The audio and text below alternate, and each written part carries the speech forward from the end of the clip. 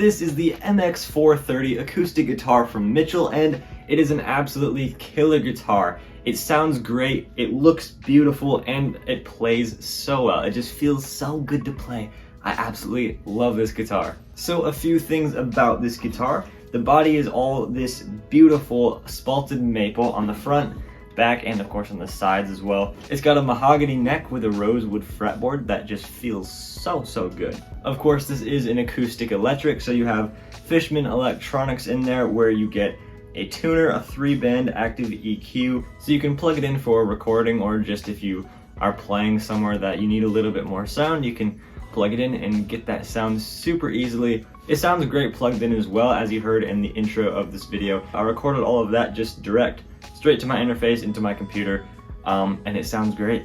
You can pick one of these up for just under $500, so it's a pretty good intermediate price range for an acoustic guitar, so it might not be your first one, but for that price, it feels better than a lot of the other guitars around that price that I've played. When I went to Guitar Center to actually buy an acoustic guitar, I was playing around in their acoustic room, so I was looking for guitars around the same price, and I played a bunch of them, and none of them really felt like incredible. They were like, they were good, they were nice. But then as soon as I found this one, I sat down with it and I started playing it, and I just instantly made up my mind, this is the one. It just feels so good. One thing that I really like about this guitar is that the body is a little bit thinner. You can see there, it's a little bit thinner than most acoustic guitars, which I really like the feel of that, just a little bit thinner. It's just a bit more comfortable to me, at least. I know a lot of people like the thicker ones, or even thicker than normal, but I just like the thinness of the body on this guitar. It just feels really nice. It's more comfortable to sit down with. Maybe that's because I've always played electric guitar and even just electric bass before I ever got an acoustic guitar. Maybe that's just like, I just like this smaller feel. But anyways, that is a really nice thing about this guitar. The thinness makes it really nice to just hold on to. It's nice and easy. Like I said a moment ago, it's got Fishman electronics, which has the little built-in tuner, which I find super handy. Oh, I'm actually out of tune now. It's super handy to just have that in there. I'm not used to that with any other guitars that I've had.